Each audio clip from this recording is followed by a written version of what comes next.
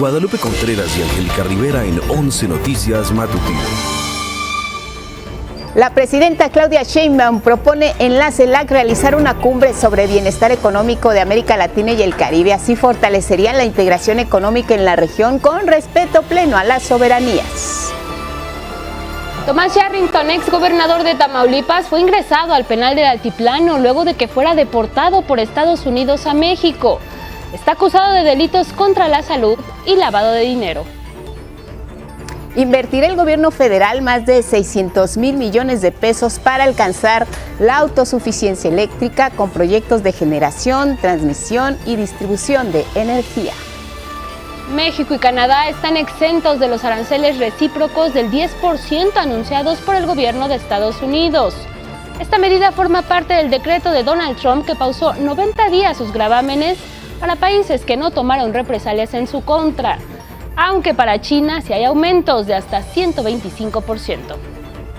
Y en el mundo concluyen autoridades de República Dominicana las tareas de búsqueda de sobrevivientes. Tras el derrumbe del techo de una discoteca se reportan 124 personas fallecidas.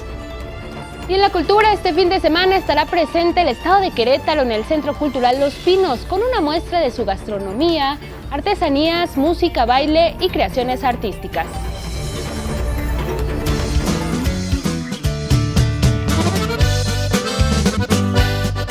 La Feria Internacional del Caballo no solo es palenque, música y charrería, también destaca el trabajo de artesanas y artesanos mexicanos. Lo que usted observa son figuras de barro, realizando figuras prehispánicas por la artesana Josefina.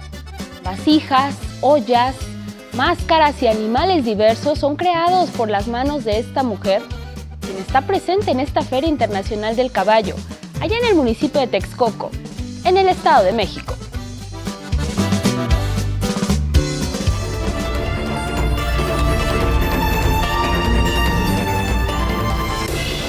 Y con estas imágenes de la Feria de Texcoco, a donde mandamos saludos, les damos la bienvenida. ¿Cómo estás, Elvira Angélica Rivera? Guadalupe, muy buenos días, recuperándonos, pero ya aquí de vuelta. Jueves 10 de abril, bienvenidas y bienvenidos. Como siempre, ya lo saben, lo más relevante aquí en nuestra pantalla. Buenos días, Magdalena Alejo junto con Lía Vadillo alternan en la interpretación en lengua de señas mexicana. Gracias por seguirnos en redes sociales. Nos pueden ver en la página de 11 Noticias Digital.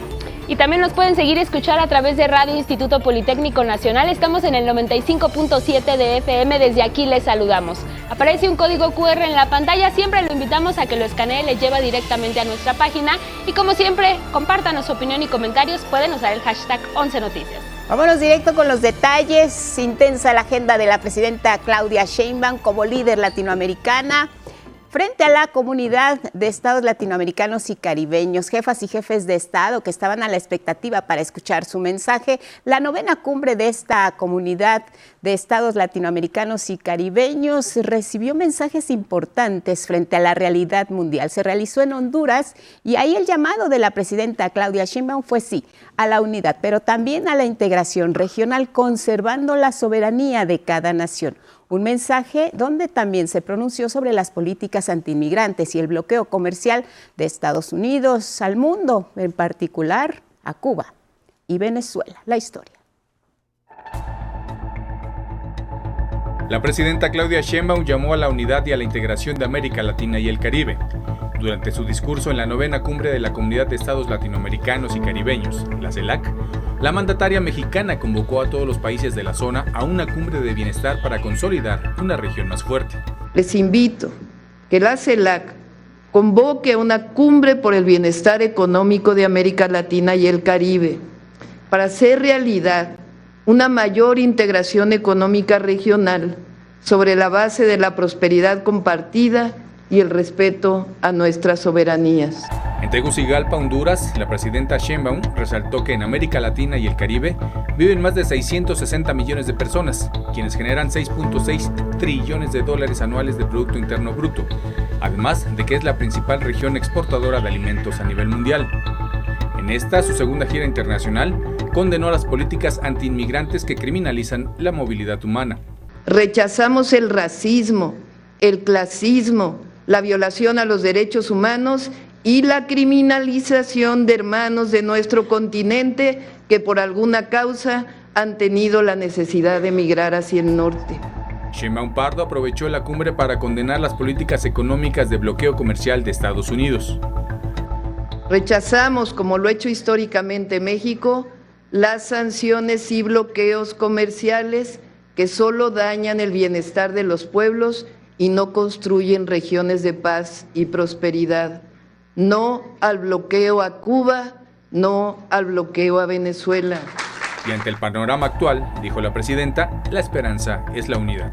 En México hemos aprendido que frente a la adversidad, siempre la esperanza. Y la esperanza hoy es la unidad. 11 Noticias, Atlanta Muñoz. Y previa a esta cumbre, ahí en la CELAC, la presidenta Claudia Sheinbaum informó que dialogó con los presidentes de Uruguay, Yamandu Orsi, de Guatemala, Bernardo Arévalo, así como de Brasil, Luis Ignacio Lula da Silva, y también con el presidente de Colombia, Gustavo Petro. La Asamblea de la Comunidad de Estados Latinoamericanos y del Caribe, la CELAC, concluyó con un resolutivo de 8 puntos que fue avalado por el consenso de 31 de los 33 gobiernos integrantes de este mecanismo. Las representaciones de Uruguay y Argentina manifestaron su voto en contra de ese documento.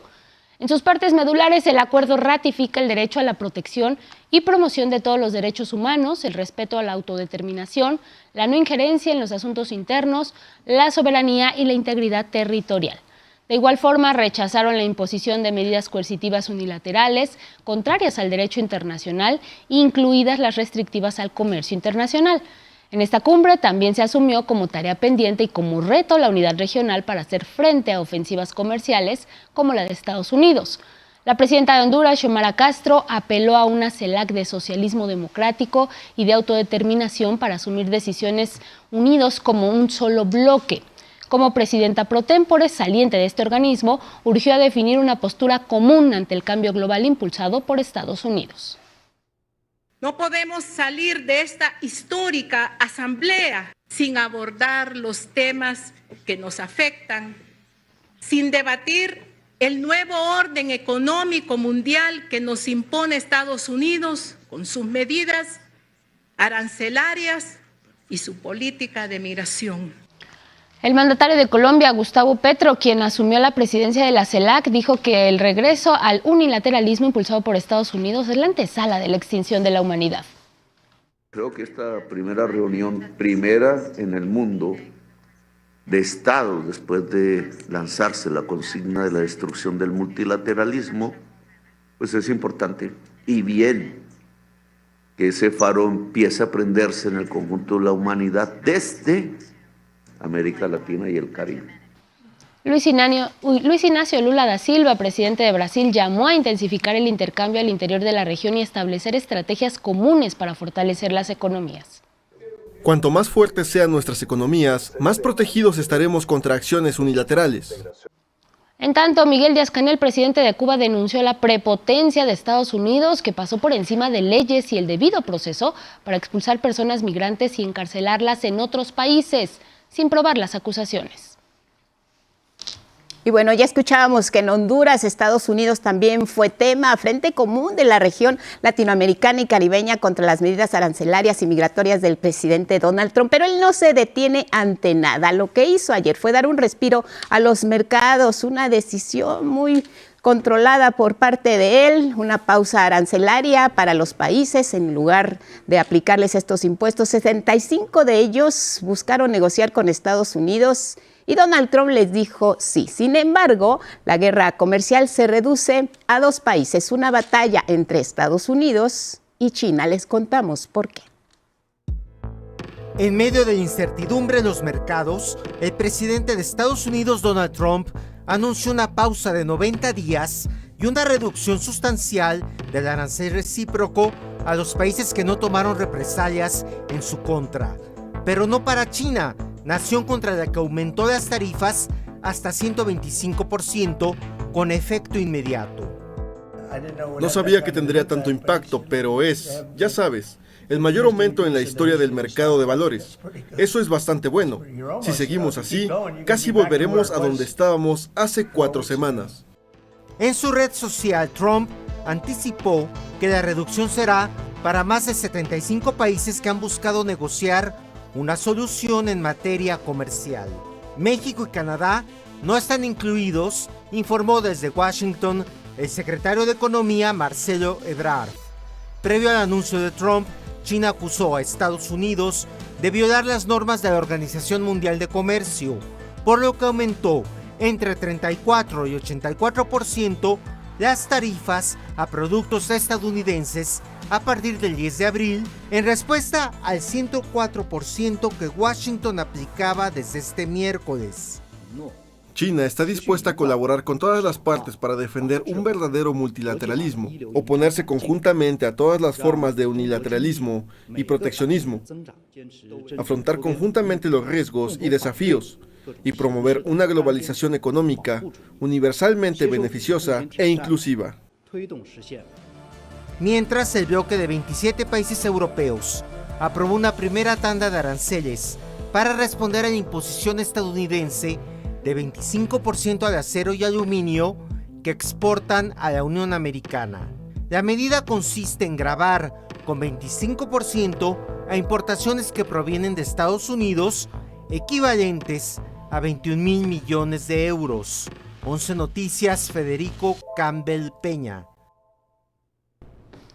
Y mire, los mercados financieros de América, incluyendo el de México, reaccionaron positivamente a este anuncio de Donald Trump, que decidió pausar por 90 días la imposición de aranceles a varios países, excepto a China. Las mayores ganancias se registraron en Estados Unidos, donde los índices bursátiles mostraron avances no vistos desde hace décadas, con incremento de hasta 12%. Nuestro país no se quedó atrás y el peso cerró ayer en 20 pesos con 28 centavos por dólar, contra 20 pesos con 80 centavos del martes, una ganancia de 2.53%. Por lo pronto, esta mañana se encuentra en 20 pesos con 36 centavos por dólar. La Bolsa Mexicana de Valores también cerró con una de las mayores ganancias en meses, con un avance de 4.39%. En Europa, las bolsas cerraron antes del anuncio de Donald Trump, por lo que sí presentaron fuertes pérdidas de hasta 3.34%. Esta mañana, los índices bursátiles de estas naciones europeas registran ganancias, la mayoría por arriba del 4%. En Asia, ayer Japón registró pérdidas de 3.93% y China presentó ligeros avances. El panorama es diferente ahora, ya que las bolsas asiáticas están destacando con algunas ganancias.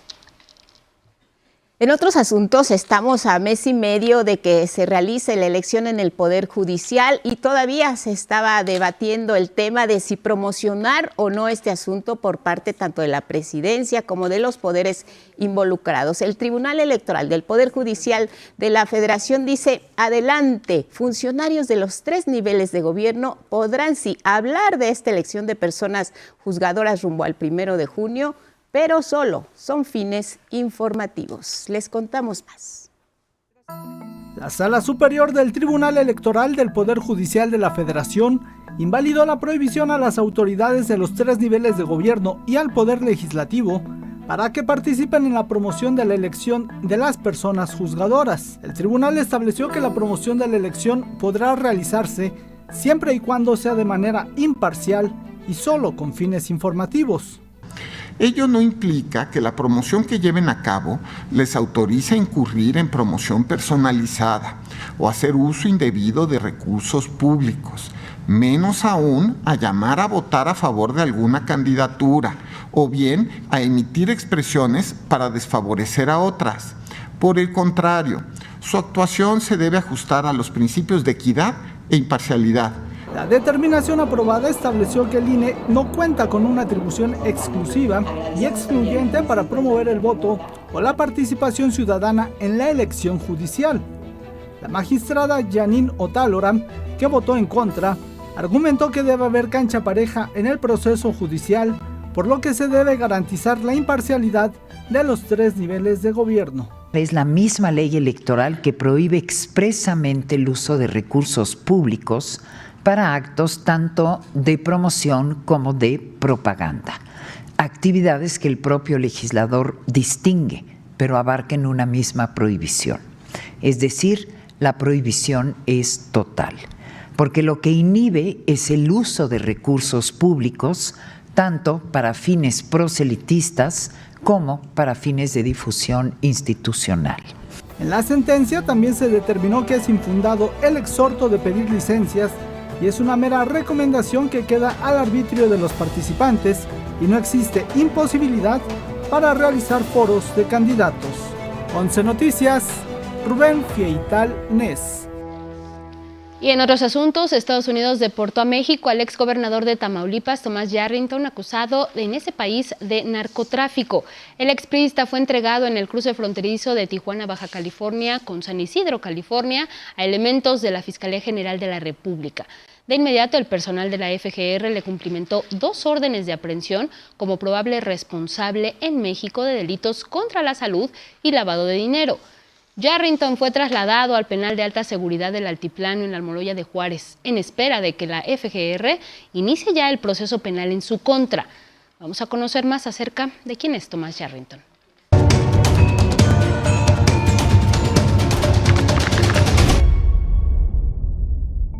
Fue priista, gobernador de Tamaulipas. 40,000 tamaulipecos más pueden ofrecer una vida digna a sus familias. ¡Vamos, Tamaulipas! Asesor en el INEGI en el sexenio de Ernesto Zedillo. Así, unidos y con la participación de ustedes, lo vamos a construir con las ganas, con el espíritu, con el carácter de los tamaulipecos. Con documentos falsos como una credencial para votar y una licencia, se hacía llamar José Ángel Márquez Pérez. Se trata de Tomás Yarrington, el hombre que gobernó su entidad entre 1999 y 2004. El mismo que en 2006 buscaba ser candidato a la presidencia y que en 2012 la DEA lo acusó de recibir sobornos de la delincuencia organizada. Es el mismo que se escapó a Europa y en 2017 fue detenido en Florencia, Italia, por los cargos de lavado de dinero y otros delitos en Estados Unidos, a donde fue extraditado al año siguiente. 3 años después, el exgobernador se declaró culpable ante la justicia estadounidense por recibir $3.5 millones en sobornos para comprar propiedades en esa nación. En 2024, fue liberado en territorio estadounidense. Las autoridades mexicanas lo buscaban por sus presuntos nexos con el cártel del Golfo. 11 Noticias. Vamos a hablar ahora de Ernesto Fonseca Carrillo Doneto, uno de los fundadores del Cártel de Guadalajara, quien cumplió su condena, 31 años de cárcel y 9 en arresto domiciliario, casi 40 años. Los últimos 9 los estuvo tomando en la casa que tiene en Atizapán de Zaragoza, en el Estado de México. El hombre ahora, de 95 años de edad, fue hallado culpable junto, ¿recuerdan?, con Rafael Caro Quintero, del secuestro y asesinato del agente estadounidense de la DEA, Enrique Camarena Salazar, y del piloto mexicano Alfredo Zavala Avelar. Esto fue en 1985. Doneto fue detenido el 7 de abril de 1985 también. Cumplió su condena íntegra en nuestro país. Terminó recientemente, el 5 de abril de este año. En 2015, un juez de control rechazó la extradición a Estados Unidos de Fonseca, socio fundador del Cártel de Guadalajara, junto con Miguel Ángel Félix Gallardo y Caro Quintero, quien el pasado 28 de febrero, recordemos que fue extraditado a la Unión Americana por el asesinato de Camarena Salazar, agente de la DEA. Una cuenta todavía pendiente de Doneto, el único narcotraficante mexicano que no ha caído en manos de la justicia de Estados Unidos y sigue en la lista de los más buscados de la DEA. Cambiamos de tema y es que las mesas de diálogo que se realizan en la Secretaría de Gobernación con colectivos y colectivas de personas buscadoras, pues están favoreciendo la reflexión sobre los cambios que se necesitan en distintos sectores de la sociedad. Un espacio con mucha libertad y capacidad de escucha por parte de las autoridades. Así fue como calificó el padre Jorge Atilano González, director ejecutivo del Diálogo Nacional por la Paz, la mesa de diálogo con colectivos de personas buscadoras, encabezada por la Secretaría de Gobernación. Se vio también a la secretaria Rosa Isela con claridad de que un problema del cual se mencionaba constantemente es la insensibilidad y los perfiles no adecuados que están al frente de la atención de estas familias buscadoras. Ella fue muy enfática en pedir a los funcionarios que sean empáticos, que tengan esa sensibilidad y también que quien no tenga esa disposición de trabajar en este tema como lo ha pedido la presidenta, la doctora Claudia, que tendrían que ser desvinculados. En entrevista con 11 Noticias, dijo que este acercamiento del gobierno había sido largamente anhelado por los buscadores. Las víctimas y estos colectivos se han sentido no escuchados por ya varios años y abrir este espacio era necesario una catarsis. Consideró también que la gravedad del problema, visibilizado por el caso del rancho Izaguirre, en Teuchitlán, Jalisco, incidió para que el gobierno aceptara tener este diálogo. El sacerdote enlistó las demandas que las personas buscadoras pusieron sobre la mesa. El segundo punto fue sobre la necesidad de fortalecer las fiscalías estatales para acabar con la impunidad.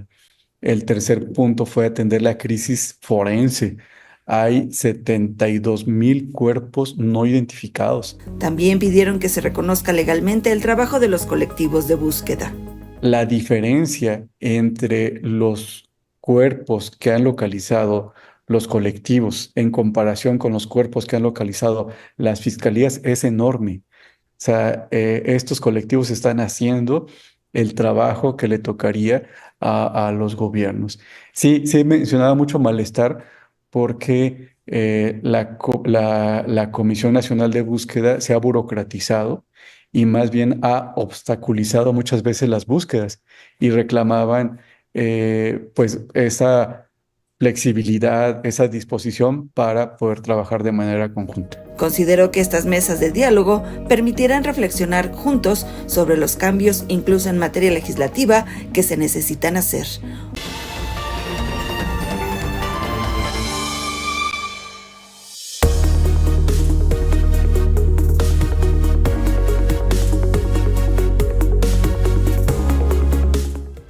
A las 6:30 en la hora del centro vamos a revisar nuestro portal y las planas de algunos diarios de circulación nacional.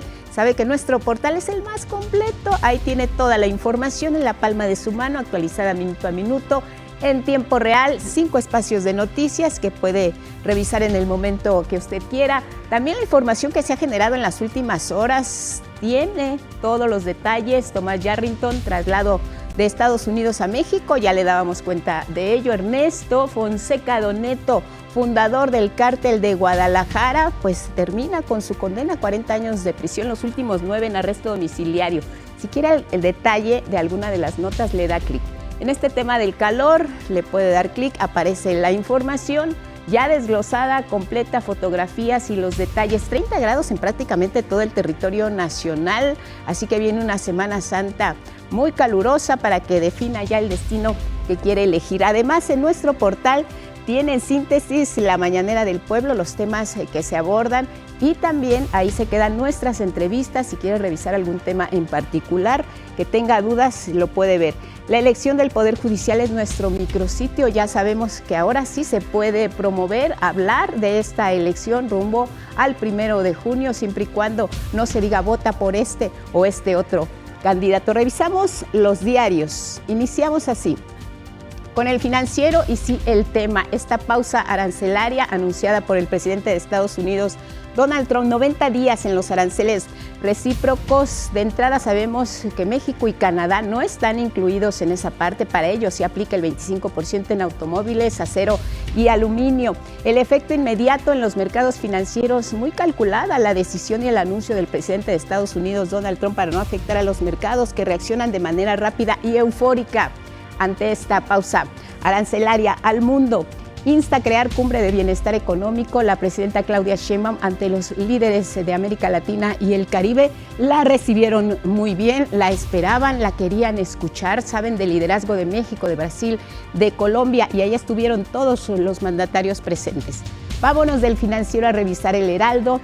En esta cumbre, la presidenta tuvo la oportunidad de sostener encuentros bilaterales, uno de ellos con Brasil, con quienes nos unen lazos diplomáticos y comerciales importantes y un acuerdo para fortalecer, sí, las relaciones de tipo económico en esta fotografía que resalta El Heraldo en primera plana entre los mandatarios de México y Brasil. Convoca cumbre del bienestar económico la presidenta Sheinbaum allá en Honduras. Del Heraldo revisamos ahora la jornada. El encuentro de la CELAC propone una cumbre por el bienestar, la iniciativa de la presidenta mexicana ante las naciones latinoamericanas y del Caribe. Sheinbaum llama a América Latina a esta integración. Son momentos de cambio profundos, dicen los asistentes en el comercio mundial, que está afectando a nuestros países. La unidad y la solidaridad, parte del discurso de la presidenta Claudia Sheinbaum, son para nuestros pueblos y para la zona fundamentales en estos tiempos de cambio internacional. Condena unánime de jefes de Estado sí a las políticas recientes del presidente Donald Trump al ejercicio del poder. Este tema le vamos a compartir información importante. Anulan el proceso de licitación de medicinas, pero garantizan el abasto, detectan vicios de origen en este proceso.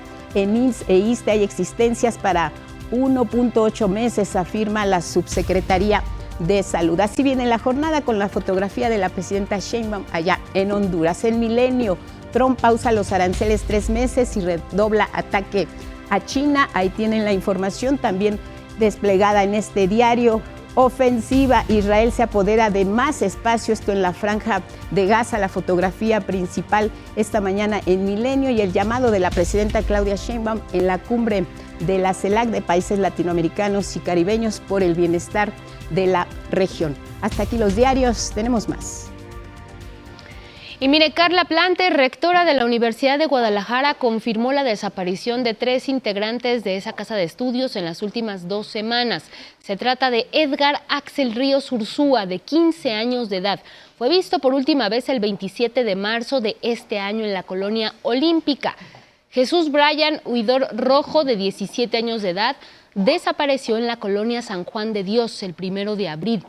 Y Miguel Alejandro Medina del Castillo, también de 17 años, fue visto por última vez el 3 de abril. La rectora agregó que hay un cuarto estudiante, Omar Yerjamiel Ortiz Guzmán. Él desapareció desde el 21 de enero en el fraccionamiento Valle Imperial. Refirió que la institución se ha mantenido cercana a las familias para acompañarlas. Desde el momento en que sabemos que hay alguien que desapareció de la comunidad, sea estudiante, trabajador administrativo, operativo o académico, nos ponemos en contacto inmediatamente con las familias para ver de qué manera podemos ayudar y las vamos acompañando hasta donde ellas nos lo permitan. En otros temas, el gobierno federal va a invertir más de 600,000 millones de pesos para generar energía eléctrica, y para ello se tiene contemplada la operación de 11 plantas y 7 hidroeléctricas tan solo para este año. Más detalles.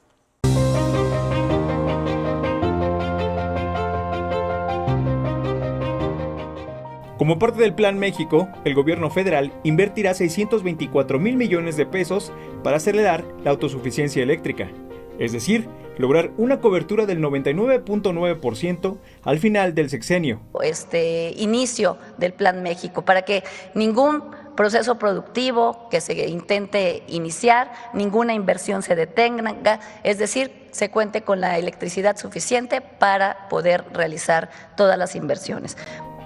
Luz Helena González explicó que en este plan, la Comisión Federal de Electricidad será la encargada de aportar energía, mientras que los privados solo apoyarán con la transición energética. En este plan también se considera de manera global también la incorporación de proyectos privados en los cuales estamos pensando que se generen más de 6,400 megawatts agregados a los 22,000 que se van a generar por la parte pública, y que estamos pensando que sean mayoritariamente para energías limpias. Explicó que para la generación de energía, solo en este año entrarán en operación 11 plantas, 4 de ciclo combinado y 7 hidroeléctricas, además de que se tiene proyectado licitar otras 7 plantas a lo largo del sexenio. Sobre la distribución, que es la acción de llevar energía a todos los rincones del país, Luz Helena González explicó que a lo largo del sexenio se construirán 97 nuevas subestaciones y se ampliarán otras 95. Y esto implica alrededor de 42,221 obras de electrificación adicionales. En 2025, particularmente en este año, entrarán en operación 34 nuevas subestaciones, que se realizarán ampliaciones en 47. Con 47,000 obras adicionales en estas redes. 11 Noticias, Arturo Arellano, Merlín. Y mire, el Congreso de Yucatán logró la despenalización de la interrupción del embarazo hasta las 12 semanas de gestación. Con 22 votos a favor y 13 en contra, el legislativo yucateco cumple así con la resolución de la Suprema Corte de Justicia de la Nación, que en 2024 dictaminó que la prohibición de este derecho es inconstitucional.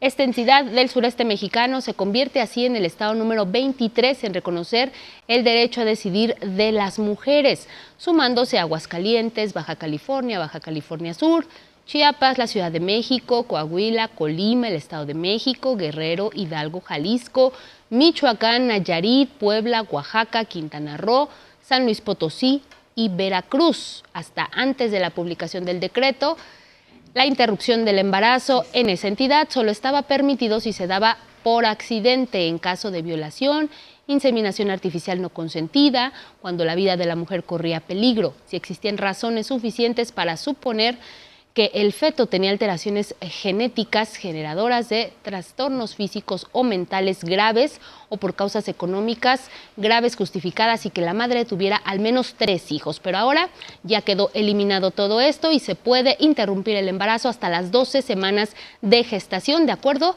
con lo que aprobó el Congreso de Yucatán. Al menos 11 personas fallecieron tras un enfrentamiento en la comunidad de Rancho Viejo, municipio de Tecoanapa, en Guerrero. De acuerdo con la investigación de la Fiscalía Estatal, el enfrentamiento habría sido entre 2 grupos delincuenciales que se disputan el control de la zona Los Tlacos y Los Ardillos. La Fiscalía Estatal inició la carpeta de investigación por el caso en contra de quien resulte responsable del homicidio en agravio de las 11 víctimas. Y miren, legisladores y legisladoras capitalinos impidieron que en el bosque de Chapultepec, aquí en la Ciudad de México, se construyera un desarrollo inmobiliario y determinaron que se conserve un área verde de 5,000 metros cuadrados ubicada en la tercera sección de Chapultepec. El Pleno del Congreso de la Ciudad de México avaló mantener el uso de suelo de área verde en el predio Montes Apalaches 525, ubicado en la tercera sección del bosque de Chapultepec. Con esto se evitará que la inmobiliaria Trepi SADCB construya una zona residencial de lujo en lo que es considerado como un área protegida. El predio de 5,000 metros cuadrados fue expropiado por la administración del entonces Distrito Federal en 1992 para que formara parte del bosque y desde ese entonces ha estado bajo disputa legal.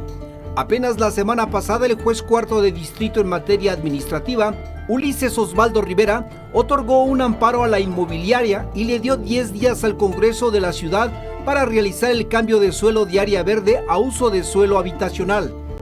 La mañana de este miércoles, la jefa de gobierno Clara Brugada señaló que el juez se extralimitó al determinar un cambio de suelo que solo le competía a las y los diputados de la ciudad. Manifestar nuestra firme decisión de defender el bosque y evitar que una resolución judicial viciada de origen vulnere nuestro principal bosque urbano de la Ciudad de México.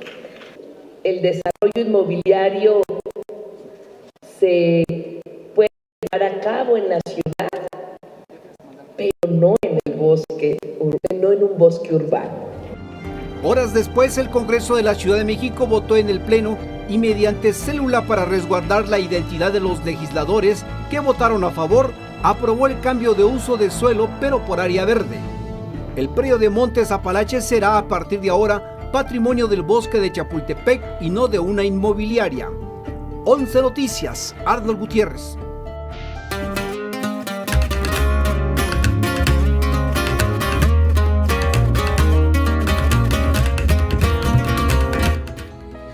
Bueno, a las 6:43 de la mañana en el tiempo del centro, es momento de la cultura. Miguel de la Cruz, bienvenido, buenos días. Hola Angélica, buenos días a todos. Pues para conocer más sobre la lengua zapoteca y la problemática que enfrentan comunidades originarias, el cineasta Jorge Ángel Pérez realizó un documental que hoy se presentará como parte de la gira ambulante.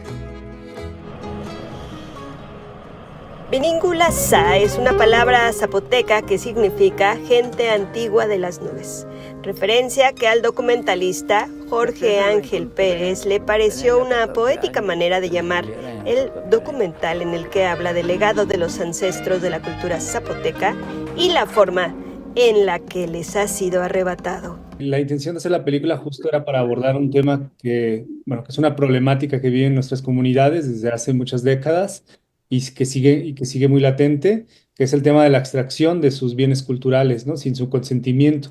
Entonces era un tema que me parecía que iba a tener mucho impacto en varias comunidades, no solo del país, sino de otros países también. La película refiere a Tac Cándido, hombre que descubrió el monolito de Cheguigo, posteriormente llevado al Museo Nacional de Antropología para exhibirlo, lo que distanció al pueblo de una pieza importante de su historia. Hace una reflexión de cómo cambiar las viejas prácticas, de sacarle a las comunidades las piezas para llevarlas a otro lugar, a darle un reforzamiento a los museos comunitarios y museos escolares desde la perspectiva de los pueblos indígenas, ¿no? Porque los pueblos indígenas tienen el derecho de preservar su cultura. Entre testimonios, recuerdos presentados en animaciones y una vinculación con las nuevas generaciones, Piníngula Sa, los antiguos zapotecas, ofrece una visión esperanzadora al sembrar la curiosidad y cuidado del patrimonio por parte de las infancias. A los niños se les enseña la teoría y son los niños quienes atienden a las personas que visitan el museo. Al museo llegan primarias que desean obviamente conocer el proyecto. Llegan investigadores, han llegado personas obviamente del instituto, del INA, universidades, y son los niños quienes explican. Piníngula Sa, los antiguos zapotecas, forma parte de la gira ambulante y tendrá una única función en la Ciudad de México este jueves a las 19:30 horas en la Casa de la Primera Imprenta, en Licenciado Verdad 10, Centro Histórico. 11 Noticias, Saray Campech. Este jueves, Fernando Serrano Migallón participará en el marco del ciclo Lecturas Estatutarias de la Academia Mexicana de la Lengua, de la que es miembro. El tema que eligió es en torno a un libro próximo a publicar que tiene por título Hurgar en el Corazón, recorrido autobiográfico desde la infancia de él mismo, que se convertiría en un académico leal a la universidad. Fundamental para mí fue la entrada en la universidad. La universidad me marcó de manera indeleble. Yo creo que ha sido el hecho más importante en mi vida, el haber entrado a la universidad en 1965, a la que he estado unido desde entonces permanentemente. Recuerde, este jueves 10 de abril a las 13 horas se realizará la actividad en Facebook y YouTube de la Academia Mexicana de la Lengua. Podrán presenciar esta lectura estatutaria de este gran jurista, economista e historiador, don Fernando Serrano Migallón. Vámonos al libro del día, es Fabricación de Ricardo Rafael, editado por Seix Barral. Se presenta hoy a las 18:30 horas en el auditorio Jaime Torres Bodet del Museo Nacional de Antropología. Entre otras personalidades, asistirá el actor Daniel Jiménez Cacho, que leerá fragmentos de esta publicación. Este libro en voz de su autor. Pues es un relato de nuestra época que se observa en este caso en un expediente judicial de más de 130,000 páginas, en una investigación hemerográfica muy grande, y luego pues también en más de 100 entrevistas. Se trata del caso Wallace, que te diría pinta de cuerpo entero nuestro mal sistema de justicia. En realidad es un relato que aprovecha de la pluma literaria pues para comunicar, para llegar a un público lo más amplio posible. Me tomó cerca de 6 años poder escudriñar todas las dudas que tenía desde el principio a propósito de este caso. Cuando yo empecé la investigación, los papeles estaban invertidos. Me refiero a la señora Isabel Miranda. Ella era la víctima o la madre de la víctima, y después de la investigación en realidad ocupó el espacio de la victimaria. Hoy a las 6:30 la presentación va a ser en el auditorio Torres Bodet del Museo Nacional de Antropología. Es entrada libre. Habrá pues un par de sorpresas. Bueno, y luego con el 11 avanzamos a la página 317 de Maga de Sangre de Luciana Langoni, editado por Hachette. El X de hoy es de quien firma como Ondina Lunar y dice: una cabeza pelirroja se asomó por el agujero. Lo examinó con ojos curiosos e inteligentes. Sus pupilas estaban dilatadas y su iris era de color miel. Gracias por esta aportación. Seguimos leyendo. Hoy se cumplen 186 años del nacimiento del poeta colombiano Epifanio Mejía.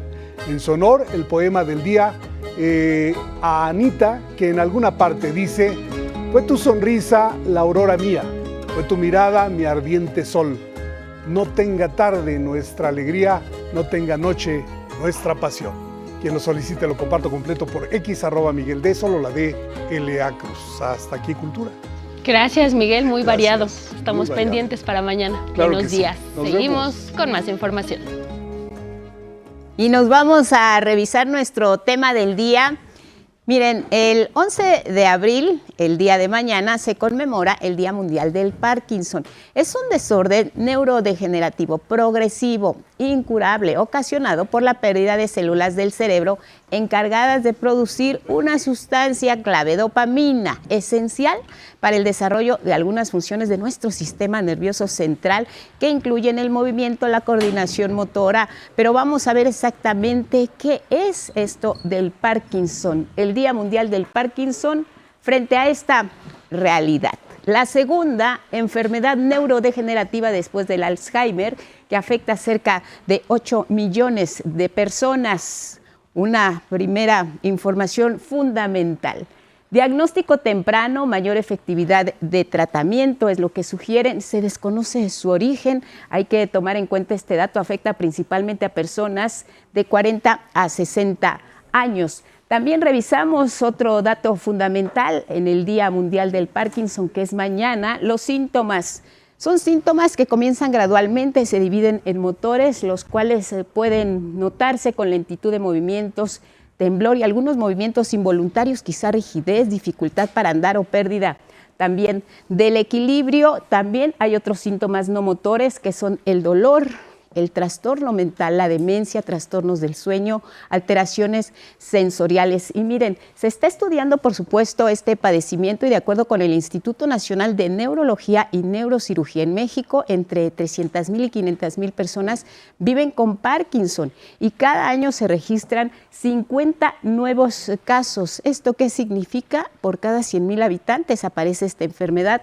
En su mayoría, pues la padecen los hombres. Además, es la tercera causa de consulta y cada año se brindan 4,000 atenciones médicas por este padecimiento. Seguimos revisando los datos y ahora la Organización Mundial de la Salud ha informado esto. 2019, 8.5 millones de personas con esta enfermedad, 5.8 millones de años de vida perdidos en función de la discapacidad. Esto es muy importante porque representa un aumento del 81% en este caso desde el año 2000 y también ha provocado 329,000 fallecimientos. Esta cifra así la destaca la Organización Mundial de la Salud como un incremento de más del 100% a raíz de lo que se conoce desde ese mismo año. Y seguimos revisando el tema ahora en una entrevista donde vamos a tener más información acerca de lo que significa este padecimiento en México.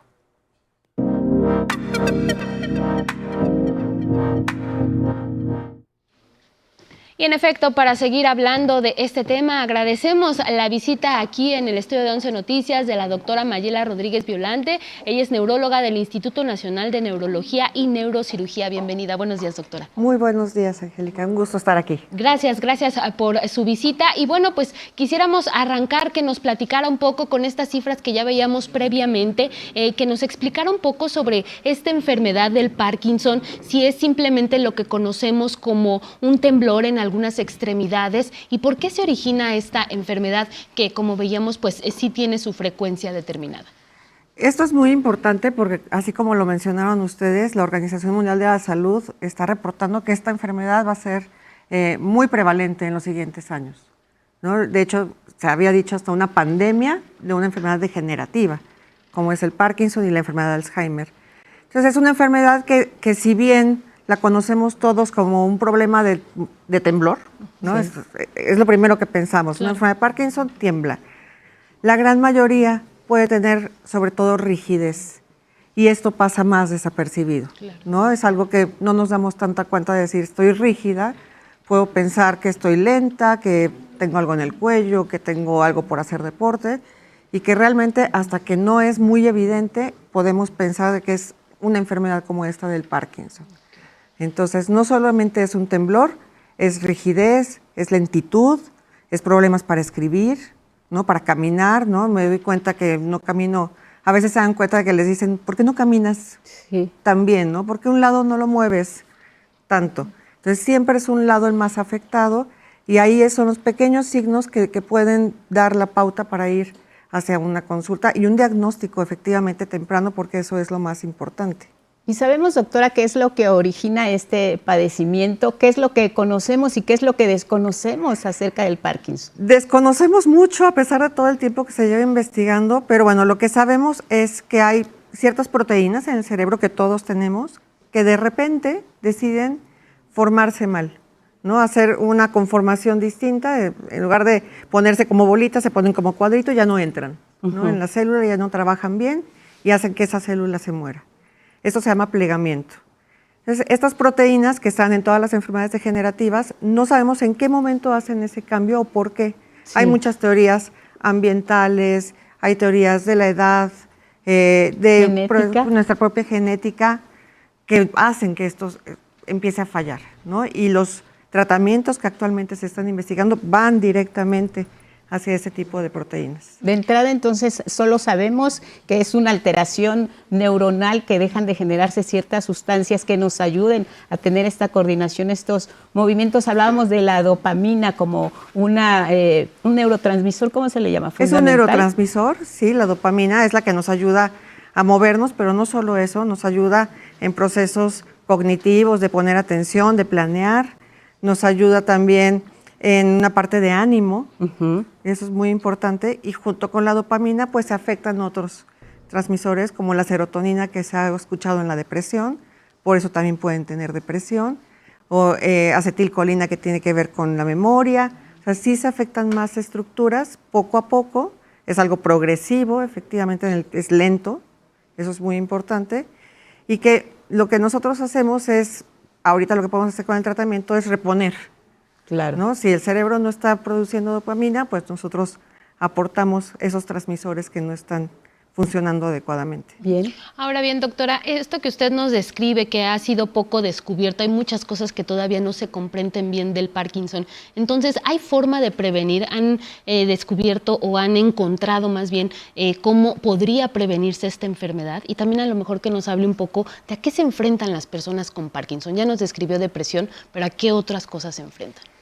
Desafortunadamente no podemos prevenir estas enfermedades porque no conocemos cuándo la vamos a presentar. Claro. En eso se está trabajando actualmente.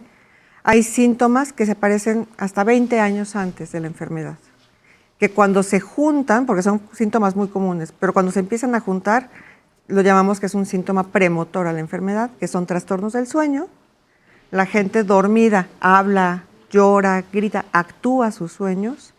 La depresión, también la falta de olfato, no una falta como lo vimos en la COVID-19, sino simplemente una disminución de olfato, estreñimiento o constipación, y cuando juntamos todo esto, más edad, más ambiente, y de repente empieza un problema motor, ahí es donde decimos, estos signos venían por esta enfermedad, y lo que se está trabajando es buscar un marcador para detectar en ese tiempo la enfermedad y que no avance. Claro. Hasta lo que tenemos ahora.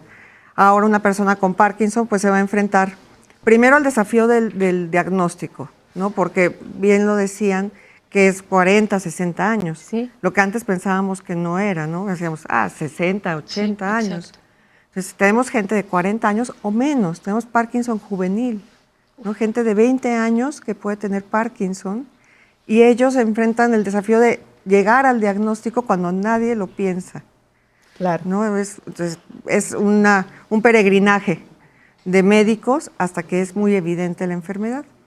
Entonces ellos pasan por el desafío del diagnóstico y de ahí el desafío del estigma social de decir tengo una enfermedad de Parkinson, voy a perder mis facultades para seguir trabajando, Claro. lo cual no es cierto, ¿no? Si bien puede tener un problema de memoria, Esto es a largo plazo y también no todo el mundo lo va a presentar.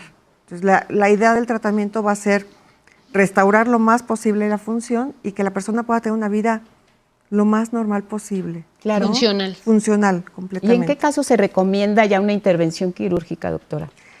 La cirugía tiene un momento muy específico porque a veces pensamos que es nuestra última opción y que ya después de eso no hay nada. Se recomienda cuando ya llevamos por lo menos unos 5 años de enfermedad y que empezamos a tener problemas con los medicamentos. Los medicamentos son muy buenos, pero con el tiempo empiezan a tener ratos buenos y malos. Claro. Me tomo la medicina, me siento bien, se acaba el efecto, me siento mal. Entonces, cuando empiezan a tener esa fluctuación, es cuando podemos pensar en una opción quirúrgica, lo cual nos va a ayudar a regresar síntomas y que tengamos una mejor calidad de vida.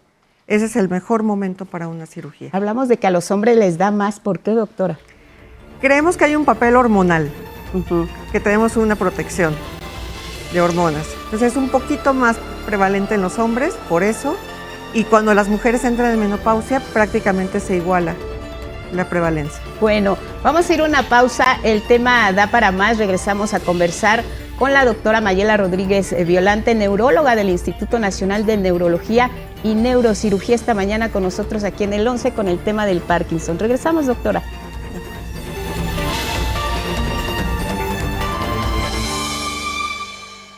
Y a las 7 de la mañana, en el tiempo del centro, pues seguimos en esta conversación con la doctora Mayela Rodríguez Violante, neuróloga del Instituto Nacional de Neurología y Neurocirugía. Nos comentaba antes del corte, doctora, sobre estos tratamientos, la cirugía, el medicamento. Esto que ustedes, digamos, han implementado, ¿favorece que ya no siga la enfermedad de Parkinson pues causando más estragos en el paciente? Eso es muy importante. Cuando empezamos un tratamiento temprano, lo que hacemos es recuperar función y eso es lo que vamos a ir haciendo durante todo el tratamiento, ¿no? Si el paciente avanza, nosotros avanzamos en tratamiento para que pierda lo menos posible. La mejor forma que tenemos y lo único que sabemos que puede enlentecer la enfermedad es el ejercicio, ¿no? El ejercicio físico, importante, aeróbico, de coordinación, sí ayuda a que la enfermedad vaya más lenta. Entonces, es parte esencial del tratamiento que junto con los medicamentos, la terapia física, el ejercicio vaya de la mano. Eso nos cuesta mucho trabajo. En los pacientes. En los pacientes, pero cuando se logra, sí ven un cambio muy importante en cómo está funcionando todo, ¿no? Desde su tratamiento, su ánimo y la enfermedad se comporta mucho mejor que las personas que deciden no tratarse, ¿no? Ahí sí dejamos que la enfermedad tenga un desarrollo libre y sí se ve cómo va causando una discapacidad cada vez mayor. Y precisamente sobre esto ya en consulta, doctora, ¿cómo se presentan los casos? ¿Cómo llegan los pacientes? ¿En qué condiciones? A veces dejamos el tema de la salud para el último y nos ocupamos de otras cosas aunque presentemos síntomas y sepamos que algo no anda bien en nosotros, y más si entendemos que esta enfermedad se presenta en una etapa de 40 a 60 años, cuando quizá la gente ya no tiene quien la lleve al médico, quien se ocupe de este tema de la salud. Ya en consulta, ¿cómo se ve, cómo se atiende y cómo se encuentran los pacientes en el caso de un país como el nuestro en esta materia de atención del Parkinson, doctora? Ha sido muy importante que a través de estos años se ha trabajado mucho en esta concientización del Parkinson. Cuando se empezó a trabajar en el tema, la gente tardaba en llegar a consulta hasta 4 o 5 años, lo cual ya perdíamos mucho tiempo. Y ahora ya se hacen los diagnósticos en el primer año. Entonces eso nos ayuda muchísimo. Ya lo pueden, ya lo dudan. Claro. ¿No? Ya la gente lo sabe un poco más. Claro, siempre es muy difícil dar el diagnóstico porque aparte es un diagnóstico clínico. Eso es muy importante, ¿no? Clínico es de verlo. observación. Es verlo, es preguntarlo, es explorarlo. Y se hacen un mundo de estudios que salen normales. Entonces me dicen, ¿cómo me dice que tiene Parkinson si la resonancia está normal, si la tomografía está normal? Entonces es explicar que es un diagnóstico clínico, que sí hay estudios que lo pueden confirmar, pero no son los estudios que se hacen de rutina y a todo mundo, porque solamente son para dudas. Claro. Entonces, ¿por qué decimos que tiene Parkinson? Explicar y siempre hacer una alianza con el paciente, decir, te explico de qué es la enfermedad, te explico que tienes que hacer ejercicio, y te voy a explicar tus tratamientos. Eso. Y vamos a escogerlos en conjunto, ¿no? Porque hay medicamentos que son muy buenos y que te pueden caer muy bien, pero que son más difíciles de tomar. Hay otros que son más sencillos y que podrían servir en este primer momento y vemos cómo va. Siempre tratar de hacer esa alianza con el paciente, porque yo les explico que no es imponer voluntades del médico, sino hablar con el paciente para que podamos tener esta buena comunicación y vamos a acompañarnos muchos años. Entonces, muchos años. ¿No? Que eso es importante. La enfermedad no es una enfermedad que va a durar 5 años. Tenemos pacientes con 20, con 30 años de enfermedad que siguen haciendo una buena vida. Eso es muy importante. Ahora, doctora, esto que usted describe, que es, digamos, un diagnóstico clínico, trasladado esto o traducido a la salud pública, ¿cómo se diagnostica, por ejemplo, en un primer nivel de atención? Porque, digamos, esto se hace a partir de una especialidad como la neurología, pero en un primer nivel de atención, ¿cómo pueden escalar o cómo pueden, digamos, mandar a los pacientes con posibilidad de Parkinson si es algo que solamente se observa y que usted ya nos ha descrito que no solo son los temblores, también es la rigidez? La rigidez. Se ha intentado enseñar al primer contacto de atención los signos tempranos de la enfermedad. Es decir, bueno, si estás viendo que hay un temblor de reposo, ¿no? De descanso, se puede sospechar. Si ves que su letra se hace pequeña, que es algo tan fácil como agarrar en el consultorio y que escriba su nombre, también puede ser. Si su cara es más seria, ha cambiado su cara, o su voz es más baja, puede ser una causa también para atenderse. Si empezamos a tener tropiezos que no teníamos, ¿no? Y que de repente como que se oye que se arrastra el pie, puede ser una parte, ¿no? Entonces, todo este conjunto, decimos, es ver al paciente. No necesitamos grandes cosas más que ver y platicar y ver cómo ha ido evolucionando, y con eso es referir a otro nivel de atención para el tratamiento, pero sí lo pueden diagnosticar desde el inicio y de ahí mandarlo, ¿no? De hecho, me han llegado diagnósticos muy curiosos del urólogo, ¿no? O sea, el urólogo dice, te veo raro, ¿no? Claro. Tu cara me parece rara, o no te vi caminar bien ahorita que entraste al consultorio, y lo refieren al neurólogo. O sea, ya es algo que se piensa mucho más y que nuestra meta es seguir capacitando al primer nivel de atención para que pueda diagnosticar mejor, más temprano, y referir. Y que con esto que usted nos está diciendo también, a lo mejor desde casa se puede prestar atención a estos detalles que usted nos ha dicho, ¿no? Si se pone a escribir y a lo mejor ya no es la misma forma en la que lo hacía, o esta rigidez, el cambio en el semblante, también esto también nos podría orientar a buscar ayuda ya específica. Así es, ¿no? Si como familia dices, algo raro está pasando, una actividad que hacías normalmente en 10 minutos, te estás tardando el doble. ¿Qué está pasando? ¿Te está costando trabajo ponerte la camisa? ¿Te está costando trabajo botonarte? ¿Qué está pasando? ¿No? Claro. Esa parte no es normal. Mañana es el Día Mundial del Parkinson, doctora, y tenemos información mediante la cual nos podemos orientar acerca de cómo cuidarnos y cómo abordar este padecimiento. ¿Van a tener actividades ustedes como especialistas para que la gente tenga más información, se acerque, conozca y no dude en atenderse? Claro que sí, muchas gracias por decirlo. Mañana desde las 9 a las 2 de la tarde en las redes del Instituto Nacional de Neurología, por Facebook, y también por las redes de la Academia Nacional de Medicina de México, por YouTube. Vamos a tener un simposio para los pacientes y cuidadores, o para el público en general, y vamos a hablar de síntomas del Parkinson, de cómo cuidarnos, de la mente y el Parkinson, ¿no? Para el cuidador. Entonces, esto es absolutamente gratuito, puede entrar cualquier persona. Hay un registro por si después quieren las pláticas, pero si no, es solamente entrar en las redes y acompañarnos. Y se van a quedar ahí para toda la información que se requiere. Que se necesite. ¿Cuál es ese mensaje que los hace sentirse satisfechos como especialistas cuando tratas a un paciente con Parkinson y te hace un comentario acerca de su evolución positiva, doctora? Cuando el paciente te dice, recobré mi vida, pude volver a manejar, estoy trabajando, puedo cuidar a mi familia y me siento bien. Ya no me estoy peleando con la enfermedad.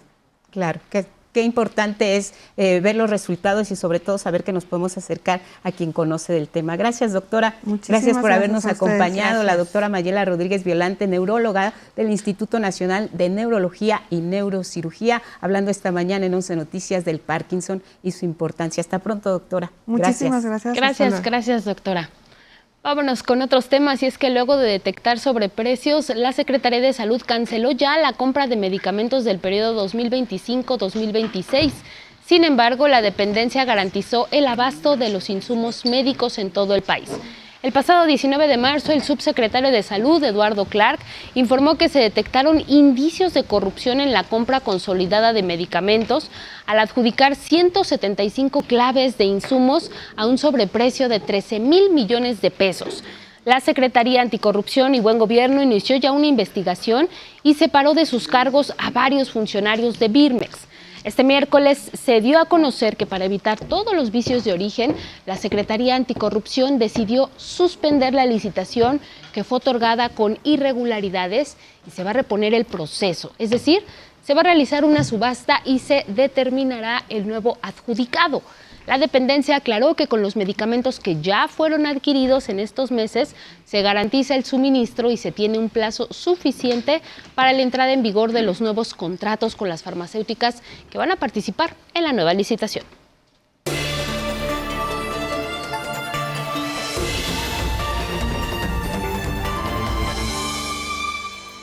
A las 7:11 en la hora del centro. Bienvenido, Rafa Guadarrama. ¿Cómo estás? Buenos días. Muy bien, Angie, Lupita, muy buenos días. Pues con gusto de saludarlas. Igualmente, y Rafa. Pues, para compartir la información de ciencia, si les parece. Venga, vamos a escuchar. Claro que sí. Pues la inteligencia artificial sustituirá a los maestros, ¿tendrá esta capacidad? No, al contrario, es una herramienta con la que podrán personalizar los contenidos y estrategias, así como las evaluaciones. Veamos lo que dice un experto. El auge de la inteligencia artificial está en todas las actividades y ha llegado a las aulas escolares. ¿Pero qué es la inteligencia artificial? Es cuando se trata de hacer que las máquinas, las computadoras, realizan tareas que requieren inteligencia humana. En realidad esto pues lo hacemos, digamos, a través de algoritmos de aprendizaje, algoritmos como las redes neuronales profundas, y el reconocimiento de patrones. De esta forma los programas de computadora almacenan sus resultados y los usan para ajustar sus respuestas, haciendo parecer que razonan por sí mismos. Su popularidad ha creado la sensación de que desplazaría a los maestros y crearía nuevas formas de aprendizaje. Que el alumno pueda pasar de destrezas cognitivas más básicas como comprender, digamos, un texto, a destrezas cognitivas de lo que se llama del orden superior. O sea, que puedan, además de comprender, que puedan analizar, que puedan profundizar, que puedan contrastar, que puedan comparar. Entonces, yo personalmente pienso que las herramientas de inteligencia artificial pueden hacer eso, pero pueden ayudar a eso, pero para que eso ocurra tiene que ser el maestro o la maestra los que den esa oportunidad. Lo que siempre se ha hecho. Entonces, ¿cuál sería la diferencia con la enseñanza tradicional?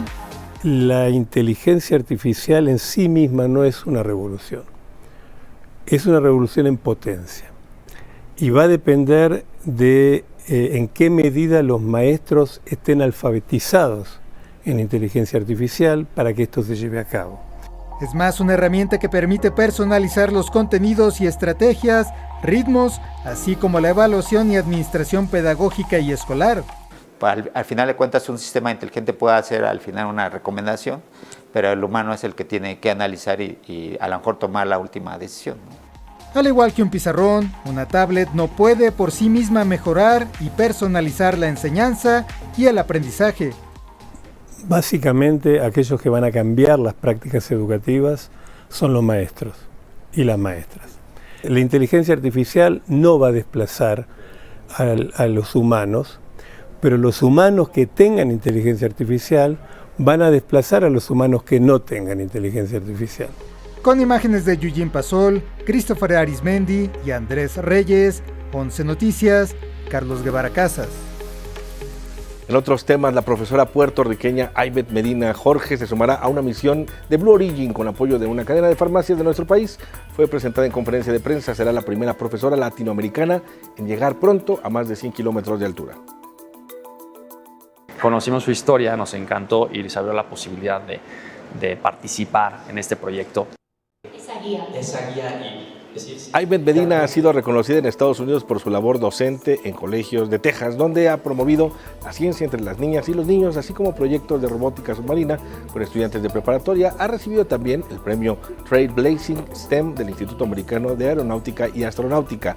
En 2024 también recibió una distinción a la excelencia en la Conferencia de Educadores por la Exploración Espacial. Bueno, hoy es el Día Mundial de la Ciencia y la Tecnología, que se celebra cada 10 de abril desde 1982, cuando fue instaurado por la UNESCO. La fecha se eligió en honor a Bernardo Husey, un médico argentino, quien fue el primer latinoamericano en ser galardonado con el Premio Nobel de Medicina en 1947 por sus investigaciones, la regulación de la cantidad de azúcar en la sangre. Sus investigaciones fueron tan relevantes para la medicina y la fisiología que fue nombrado doctor honoris causa por 49 universidades. Fue miembro de 55 academias de ciencias y de 139 sociedades científicas.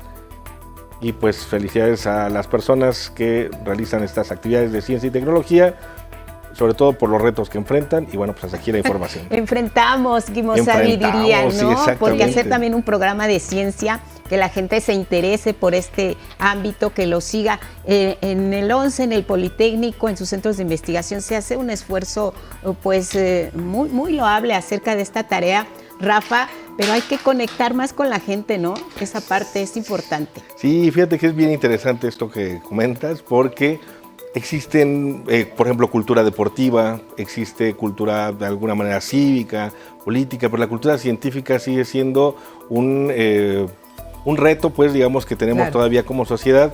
El hecho de que de pronto, por ejemplo, puedan llegar ahí noticias o que alguien comente algo demasiado fantástico y que no tengas a lo mejor los elementos para distinguir entre lo que podría ser algo verdaderamente como imposible de realizar a algo que científicamente a lo mejor tiene un sustento. La ciencia es importante justamente para explicarnos el mundo, para tener una visión mucho más, incluso cotidiana, de las cosas que realmente te podrían hacer daño, favorecer, incluso, o sea, para la dieta, para la salud, para todo. Está en todas partes la ciencia. Y la divulgación muy importante, ¿no? Porque una cosa es, digamos, hacer ciencia, quienes se dedican a la ciencia, pero la otra y también muy importante es la divulgación, datos certeros de lo que sí se está haciendo, de lo que sí se ha descubierto y, como dices, cómo nos impacta en la vida diaria. Exactamente, cómo emocionar. Bueno, digamos, el reto de la divulgación es siempre cómo conectar emocionalmente para generar como ese ya vínculo más intelectual. Pero en efecto, la divulgación, las personas que hacen divulgación, que ayudan a entender los eclipses, que ayudan a comprender, por ejemplo, veíamos ahora a la doctora, la neuróloga que viene, explica cómo las consecuencias de una enfermedad, cómo atender a las personas en casa, las personas que tienen, que se dedican a la parte de la tecnología, que ayudan a comprender cómo hacer un mejor uso, o lo veíamos en la nota, de la misma inteligencia artificial.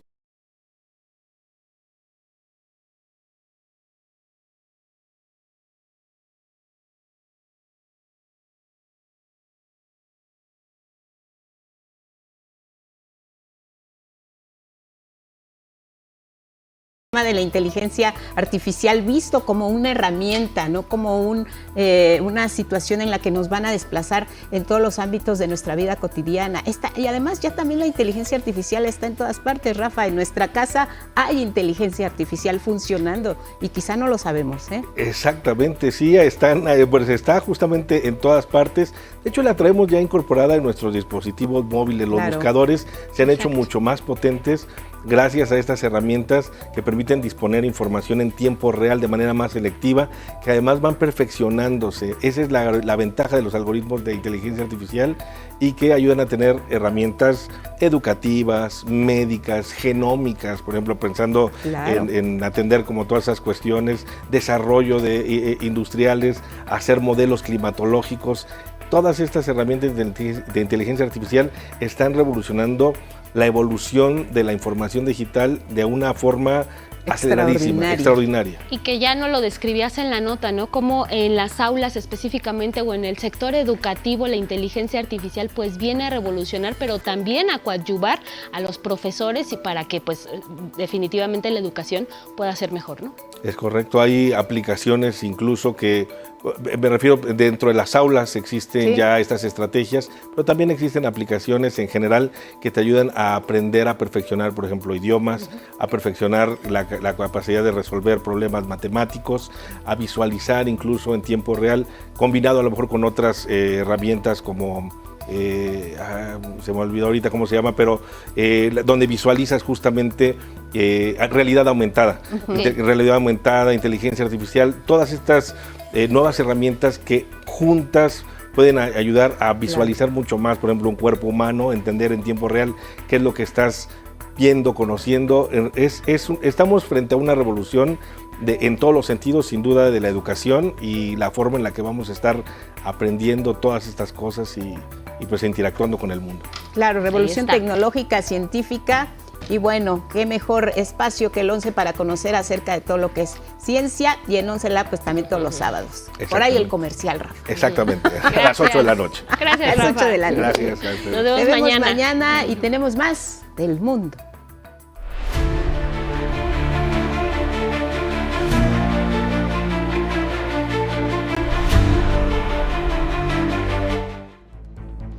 Vámonos con información del mundo, así es, arrancamos en Estados Unidos y es que el Senado ratificó a Ronald Johnson como nuevo embajador en México. Fue con 49 votos a favor y 46 en contra. ¿Quién es Ronald Johnson? Bueno, mire, su perfil es de formación militar y en seguridad nacional e inteligencia militar estratégica, considerada como labores de espionaje. La mayor parte de su vida estuvo en el ejército de Estados Unidos, donde fue miembro de las tropas de operaciones especiales conocidas como Boinas Verdes. Estos soldados son desplegados en diferentes países para, de acuerdo con el gobierno de Estados Unidos, prevenir acciones terroristas o de insurgencia encaminadas a derrocar gobiernos. También realizan operativos de rescate de rehenes, entrenan a los ejércitos de otras naciones en aspectos básicos de la lucha. Ronald Johnson estuvo en el ejército durante 3 décadas, donde llegó a ser coronel y se retiró en 1998. Después de ese año se integró a la Agencia Central de Inteligencia, la CIA, donde sirvió durante más de 2 décadas. Ahí fue enlace de ciencia y tecnología con el Comando de Operaciones Especiales de Estados Unidos en Tampa, Florida, puesto que le permitió desarrollar aptitudes para la planificación estratégica y la colaboración en operaciones de alta seguridad. En el terreno diplomático fue embajador de su país en El Salvador de 2019 a 2021 en el primer periodo de gobierno de Donald Trump, tiempo en el que acompañó al gobierno de Nayib Bukele en su política de reducción de delitos violentos y migración irregular.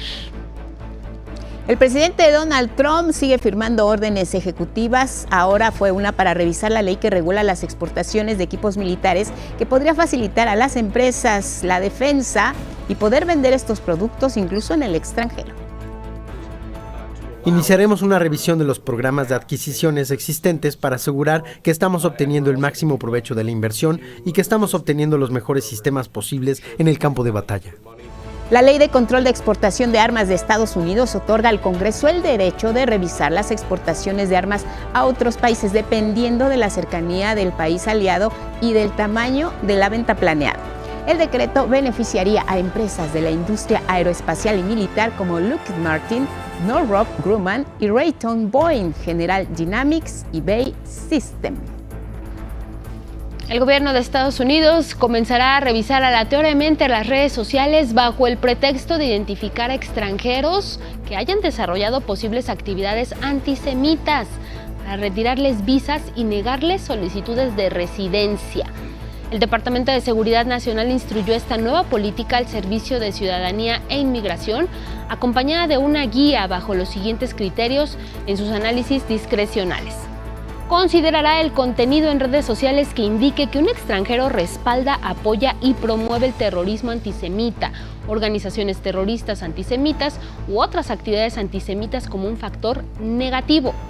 La indicación de reforzar la supervisión de las redes sociales de inmigrantes bajo estos criterios ya entró en vigor y se suma a las detenciones, censura y deportaciones a residentes que se hayan pronunciado públicamente, por ejemplo, en contra del genocidio en Palestina. Esa declaración es hoy en Estados Unidos sinónimo de antisemitismo.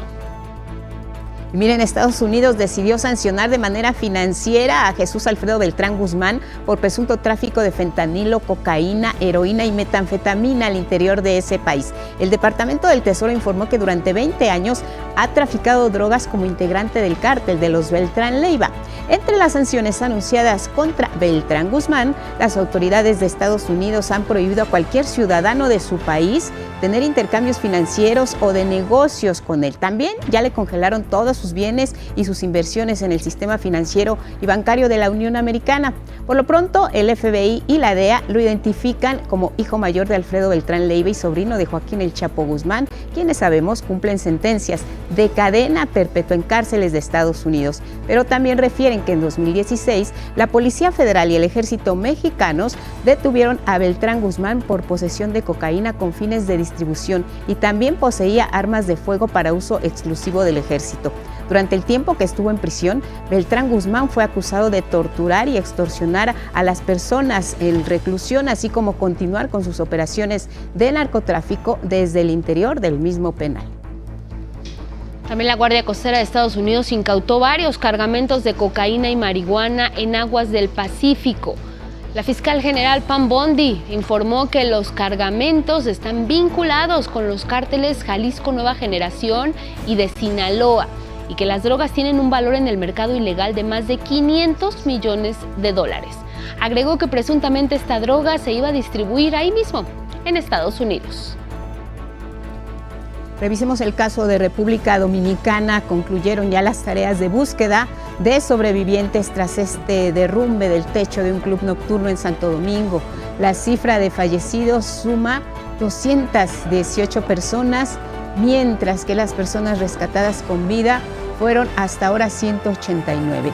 Familiares de al menos 250 personas todavía desaparecidas están esperando muy cerca del lugar para recibir noticias sobre su paradero. Supimos que están dos parientes de nuestro, el vehículo estaba aquí, hay videos de ellos bailando ahí y así nos dimos cuenta. Y hasta ahora no nos han dado ninguna pista, hemos ido a los hospitales, hemos buscado, hemos estado atentos cuando sacan los cuerpos y nada. Y mientras las familias esperan saber acerca de sus amigos o las personas que esa noche estuvieron en la discoteca en República Dominicana y siguen las investigaciones, todavía se desconocen las causas de lo ocurrido. Y vamos a Colombia con un caso muy lamentable, y es que se está exigiendo justicia para Sara, víctima de transfeminicidio. Su nombre era Sara Milerey González, una mujer trans de 32 años de edad. Fue víctima de la transfobia.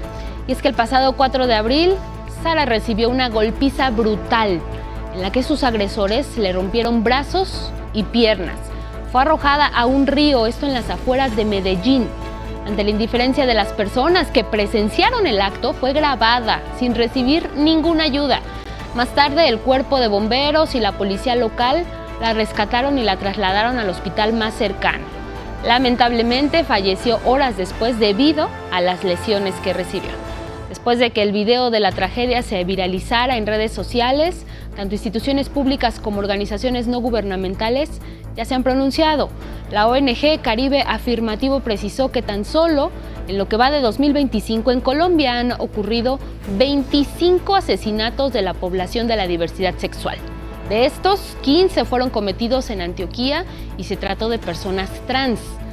Por su parte, la alcaldía de Bello declaró que pese a la existencia de la filmación, aún no se tiene información de los presuntos homicidas de Sara. Al contar con políticas antidiscriminación, España es considerado uno de los destinos más seguros y acogedores para los viajeros LGBTQIA+. Les contamos acerca de esta historia.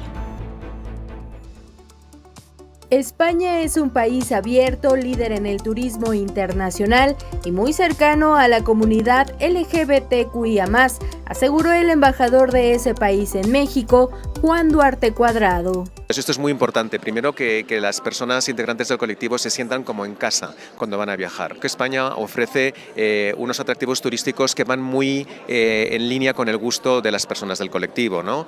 Por supuesto, sol y playa, pero también cultura, gastronomía.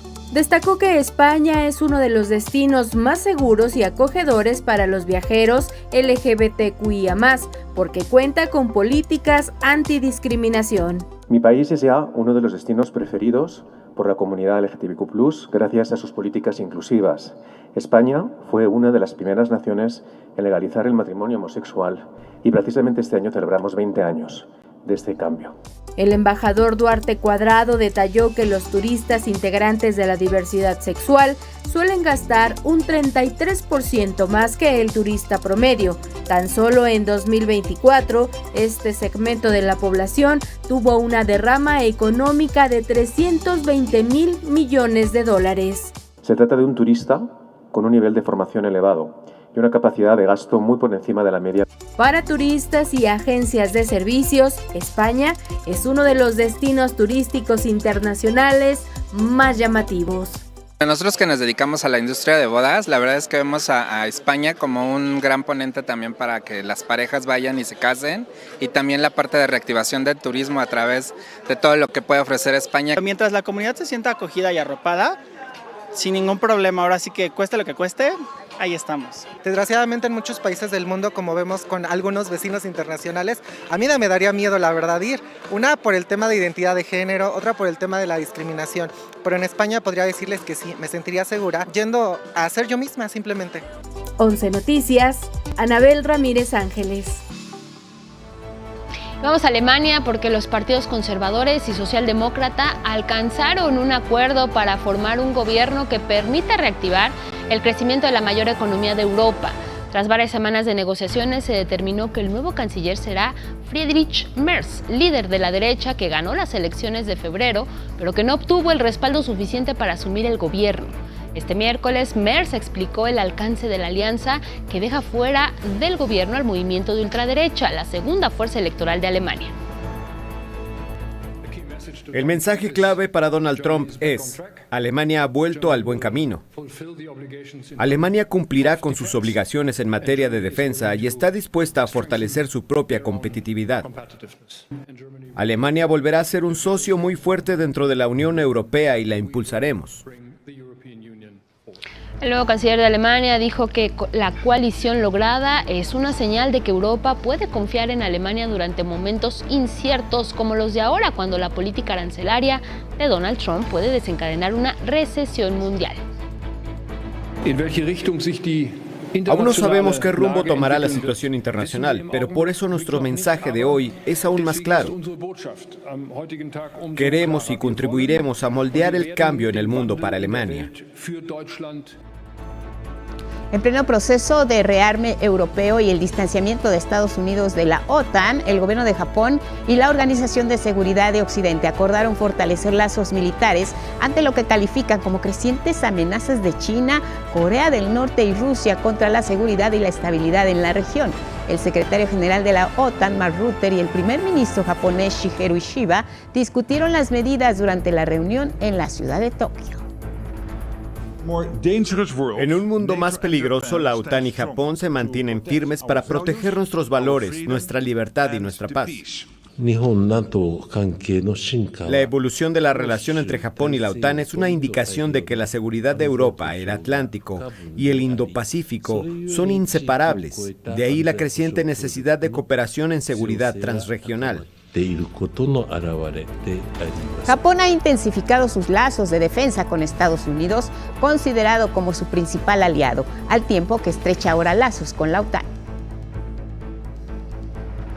Y bueno, regresamos a Alemania y nos vamos hasta Berlín, precisamente con la analista de la Deutsche Welle, Juliana González, para que nos hable sobre esta respuesta y la postura de Europa en general frente a los aranceles de Donald Trump. Juliana, buenos días y buenas tardes para ustedes. Adelante.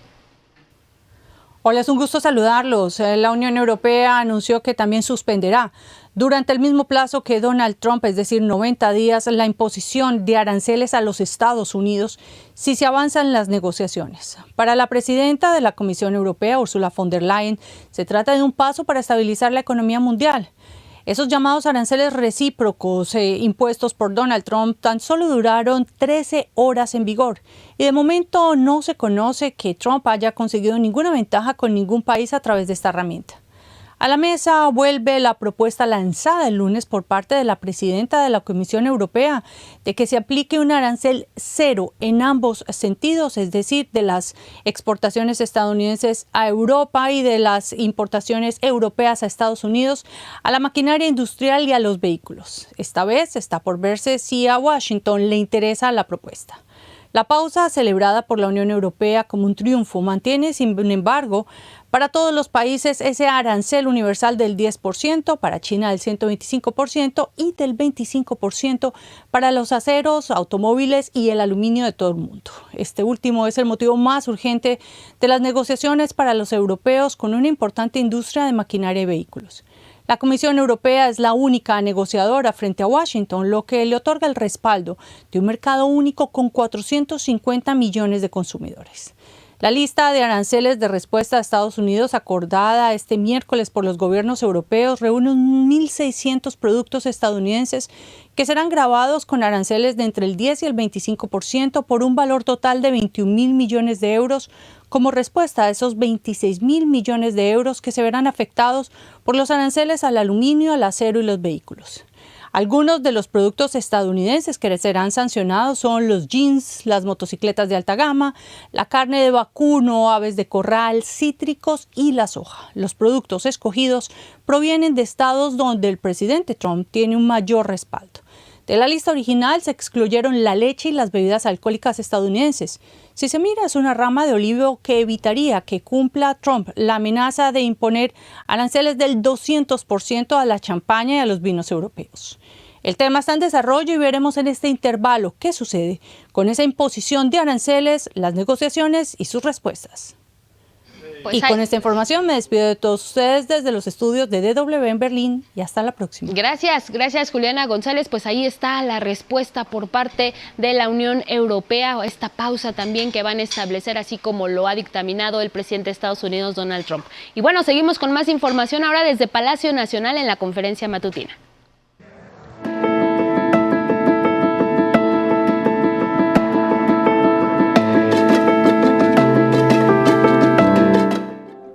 Regresamos al estudio con el estado del tiempo. Rafa Guadarrama, bienvenido, buenos días. Muy buenos días, pues vamos a ver qué nos depara el tiempo justamente este día. Un sistema frontal se extiende sobre la frontera norte y noreste del país y ocasionará vientos fuertes con posibles tolvaneras en Chihuahua, Coahuila y Nuevo León. Para el resto del país, el calor se acentuará, con temperaturas superiores a 30 grados en prácticamente todo el territorio nacional, destacando los estados de Sonora, Sinaloa y Durango, donde los termómetros podrían superar los 45 grados. Las lluvias se ausentarán en la mayor parte del territorio nacional, excepto en Guerrero y Oaxaca, donde la entrada de humedad podría generar algunos chubascos y descargas eléctricas esta tarde. El viento soplará del norte en el istmo de Tehuantepec y en la península de Yucatán con velocidades de 40 a 70 kilómetros por hora. Para la Ciudad de México, a partir de hoy y hasta el próximo fin de semana, tendremos días soleados, con temperaturas de 25 grados Celsius y viento de 15 a 30 kilómetros por hora. Vamos al pronóstico regional. Experimentarán una jornada extremadamente calurosa en Baja California Sur, Sonora y Sinaloa. Amanecen con nieblas en la costa oeste de Baja California y el viento soplará del oeste con velocidades de 30 a 50 kilómetros por hora. En el norte del país también los termómetros van a la alza, fácilmente rebasarán los 30 grados y podrían acercarse a 45 grados en el suroeste de Chihuahua. Los vientos oscilarán entre 40 y 60 kilómetros por hora en Coahuila, Nuevo León y Tamaulipas. Y el calor tampoco dará tregua a nuestras amigas y amigos del occidente mexicano. La sensación térmica podría acercarse a 45 grados en las playas de Michoacán y Jalisco. Así que no olvide hidratarse constantemente y usar protector solar.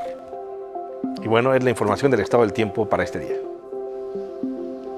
Muchas gracias, Rafa Guadarrama, por ello. Y bueno, es momento de conocer cuáles son las recomendaciones para seguir en casa con Álvaro Cueva.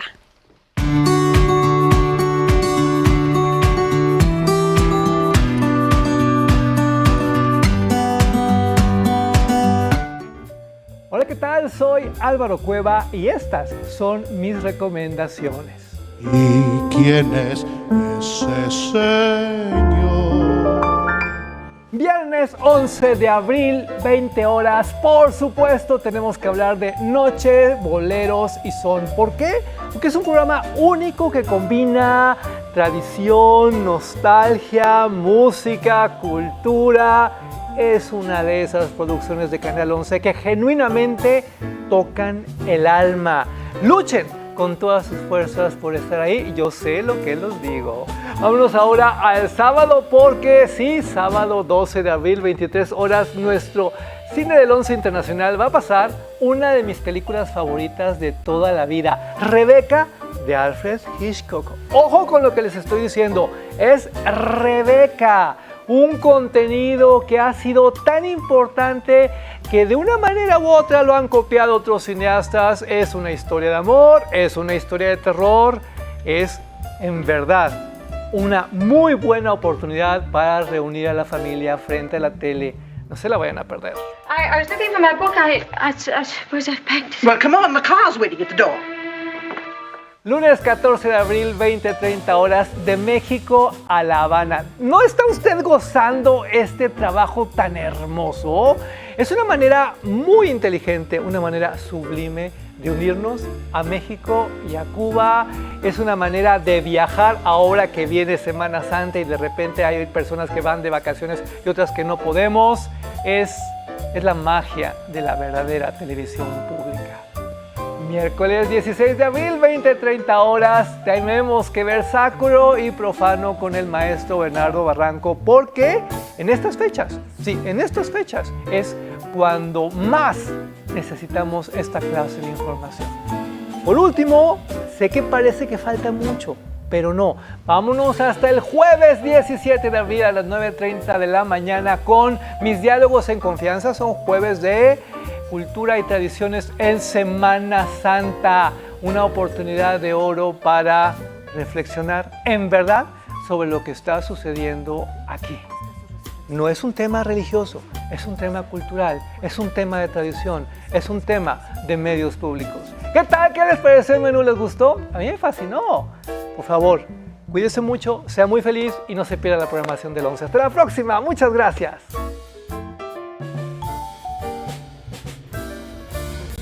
Pues así llegamos al final de este espacio. Gracias por habernos acompañado a través de Radio IPN y todas nuestras plataformas. Que tengan un excelente jueves, Guadalupe. Nos vemos mañana. Buenos días. Adiós.